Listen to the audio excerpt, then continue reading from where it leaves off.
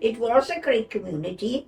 I mean, if you didn't have something and somebody had it and you really needed it, they'd be there. Everybody was so friendly. You wouldn't have to want for nothing. They'd know what you want and they'd come and help you. It was a lovely place to grow up because we all played together. There was lots of children in the village and we would all be one big family. We had a great community here. Anything wrong and we all chipped in with each other. I was born in the post office in 1935 and I lived there until I was 84. I lived in Troedrhiwfuwch from the time I was 2 days old in 15 Lawrence Terrace until I was 11. When we moved to Blackpool for about a year and we came back then to 74 High Street, Troedrhiwfuwch, where I stayed until I was 21. I lived in Lawrence Terrace all my life until I got married. I went to school in Troedrhiwfuwch from the age of 5. I was born on the 16th of June 1944 in 69 High Street, Troedrhiwfuwch. We lived behind a shop. We had one downstairs and we had 2 bedrooms upstairs. I moved to Troedrhiwfuwch in 1969. I lived with my grandparents in Rose Cottage, which was the first house as you come in from the south of the village. Brought up here, loads of happy memories. I started school at the age of 4 in Troedrhiwfuwch.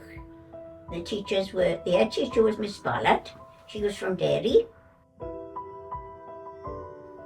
Infant school then, because there was only 2 classes, the infant school then was Miss Pritchard from Portlotin. She used to walk down from Portlotin to the school. We weren't allowed to stay home even if it was snowing. We went to school because Miss Pritchard would walk down from Portlotin even in the snow.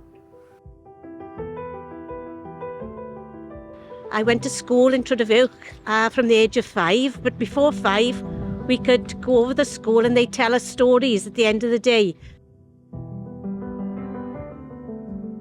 It was a lovely school and we had 2 classrooms, 1 infants, 1 juniors, 2 teachers. We had a cook, Mrs. Powell, and it was just a lovely school to go to.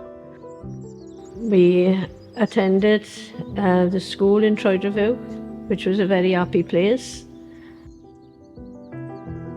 Remember in the winter when the snow was on the ground, huge fires in the classroom, really huge fires, and all our little bottles of milk all around it, the ice about 2 or 3 inches high, and we had to leave them on the fire for it to melt as we could drink them. We had a pub in the village called the Troedrhiwfuwch Arms and everybody went there. I remember one year we had terrible snow and it was a New Year's Eve and none of us could get out to where we'd planned to go, so the whole village ended up in the pub. And one gentleman who lived down the village, Edwin, he'd wheeled out the piano and there was people there from like 18 to 80, all having a good time and dancing, and it was like the hub of the village and everybody was there. And at every function when I was young, people would get married and they'd have their wedding reception upstairs and that. We had a lovely pub. Mr. Roberts, little man, he was a very nice little man. He used to go to the bar, Troedrhiwfuwch pub, and he used to tap dance on the bar. I remember going to the pub on a Saturday night, we'd have the dart match, and then at 9 o'clock after darts finished, then the piano would be rolled out and my uncle Billy Beddoe from Rumney would come down and he'd play the piano. And everybody would give the song, they'd all have their own songs. St Tyler's was the main part of our lives. We come 3 times every Sunday. Such a good church and it was a happy place. Our church was, they said, 112 years old when it was closed. When it closed then, it was the most unhappy day of my life. When it did close, we come up to Portlotin, St Troedrhiwfuwch's church. All our furniture, books and everything we brought up to St Troedrhiwfuwch's church. The altar and the rear doors. We brought the prayer desk, we brought the choir stalls, and it is all set out, and now we're hoping it'll be used regularly again now.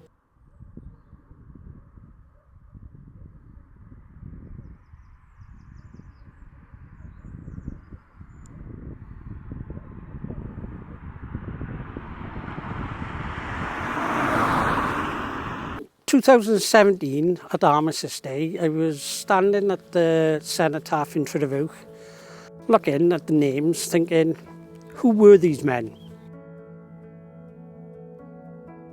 So I decided, right, I'm going to research and see what I can find out, and was amazed to find out that the village of Troedrhiwfuwch sent 110 men to war, 16 were killed in action, and also had about 70% casualty rate, making it the second highest place in Great Britain per head per capita for casualties.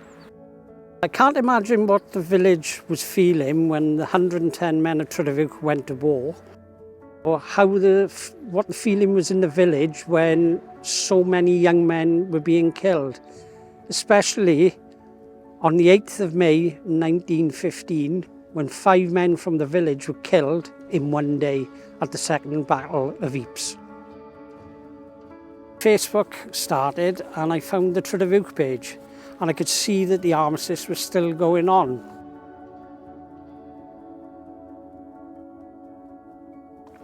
I've since found out that I was the last serving soldier from Troedrhiwfuwch, so since 2014 I come to Troedrhiwfuwch for Armistice Day. We have a good turnout at Troedrhiwfuwch, considering there's nothing left here. But also, with the research that we've been doing, it's bringing more people in, and we're starting to meet relatives of the fallen men of Troedrhiwfuwch. I think it's important that the men of Troedrhiwfuwch are not forgotten, and I think it's important that future generations come visit us here to see what these men were about, and that they will be remembered for years to come.